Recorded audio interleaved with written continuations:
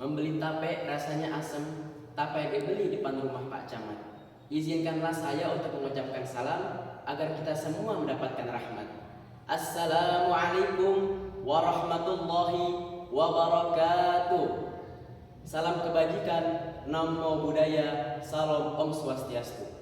Alhamdulillahilladzi hadana li hada wa ma kunna linahtadiya laula an hadanallah.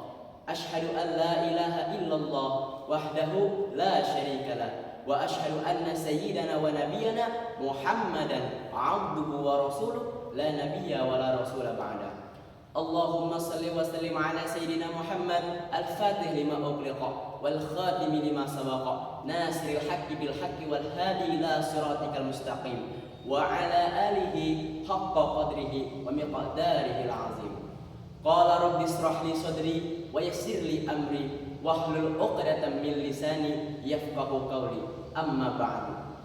Yang saya hormati, yang saya muliakan, para dewan juri yang arif, adil dan bijaksana, yang saya banggakan, para peserta lomba khitobah dan para hadirin wal hadirat yang insya Allah selalu mendapatkan rahmat dari Allah Subhanahu wa taala. Amin ya rabbal alamin. Puji serta syukur marilah sama-sama kita panjatkan kepada Zat yang Maha Ghafur, yaitu Allah Subhanahu wa taala yang telah memberikan berbagai macam karunia nikmatnya pada kita, terutama nikmat iman wal Islam, nikmat sehat wal afiah, dan juga nikmat panjang umur. Salawat teriring salam tak lupa kita curah limpahkan kepada junjungan alam, kepada revolusioner dunia. Beliau belum pernah ke Bogor, tetapi namanya begitu tersohor. Beliau belum pernah ke Bekasi, tetapi namanya selalu ada di hati. Beliau belum pernah ke Garut, tetapi namanya selalu disebut-sebut. Siapakah beliau? Man huwa sayyidina wa habibina wa syafi'ina wa maulana Muhammad sallallahu alaihi wasallam. Semoga kita semua mendapatkan syafaatul uzmahnya di yaumil akhir nanti. Amin amin Allahumma ya rabbal alamin. Sebelum Al-Fakir memulai pidato ini, izinkanlah Al-Fakir untuk memperkenalkan diri. Karena ada kata pepatah mengatakan, tak kenal maka tak sayang, jikalau tak sayang maka tak cinta. Perkenalkan, Al-Fakir Muhammad Alfianurullah dari Madrasah Aliyah Al-Hamid, Cilangkap, Cipayung, Pondok Pesantren Al-Hamid, Jakarta Timur, yang pada kesempatan kali ini akan berpidato dengan tema Pancasila dan Moderasi Beragama dalam Pandangan Gen Z. Ma'asyiral muslimin wa zumratal mu'minin rahimakumullah. Seperti yang kita ketahui, Pancasila merupakan pilar ideologi bangsa Indonesia karena mencakup berbagai macam aspek perbedaan, mulai dari suku, ras, bangsa, agama dan juga budaya.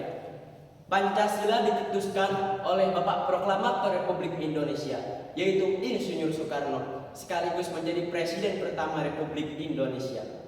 Pancasila dan juga moderasi beragama tidak bisa dipisahkan dengan lainnya. Ibaratkan sebuah koin dua sisi, yang jikalau satu sisi diambil, koin itu tidak akan bernilai. Seperti yang disampaikan oleh almarhum Al-Maghfurlah Kiai Haji Abdurrahman Wahid, atau yang bisa dikenal dengan Gus Dur. Beliau menyampaikan bahwasanya Pancasila bukanlah sebuah agama. Pancasila bukan untuk menggantikan posisi agama. Pancasila tidak juga bertentangan dengan agama. Dapat kita simpulkan bersama bahwasanya kita sebagai anak bangsa harus senantiasa mengamalkan, menyeimbangkan Pancasila dengan moderasi beragama. Karena kita ini sebagai anak bangsa Indonesia, sebagai warga negara Indonesia, kita ini merupakan penerus bagi petinggi-petinggi negara di masa yang akan datang. Seperti makalah yang dikatakan oleh Imam Syafi'i radhiyallahu anhu. Beliau mengatakan subbanul yaum rijalul ghad, yang artinya pemuda hari ini akan menjadi pemimpin di masa yang akan datang. Hadirin hadirat yang dirahmati Allah Subhanahu wa taala. Pancasila terdiri dari 5 isi, yang mana masing-masing memiliki makna dan juga arti.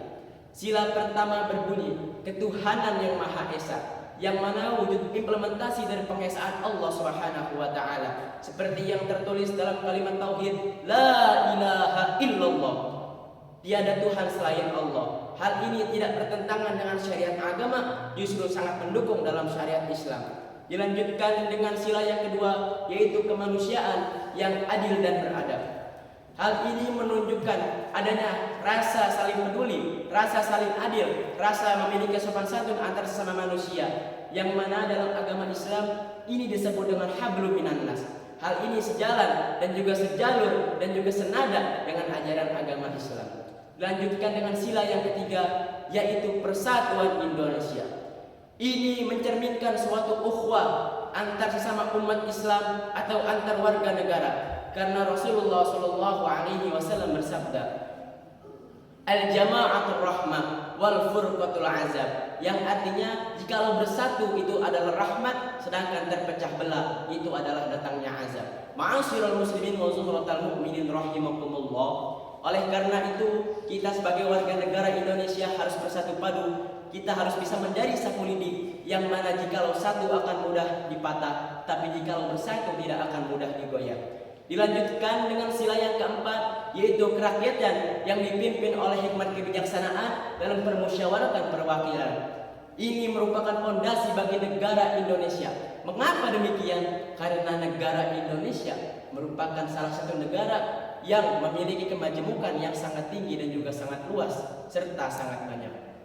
Oleh karena itu, kita sebagai warga negara Indonesia harus senantiasa taat pada Allah dan juga menyelesaikan masalah dengan bersama-sama. Allah Ta'ala berfirman dalam Al-Quran surah As-Su'ara ayat 38 yang berbunyi, A'udzu billahi minasyaitonir rajim.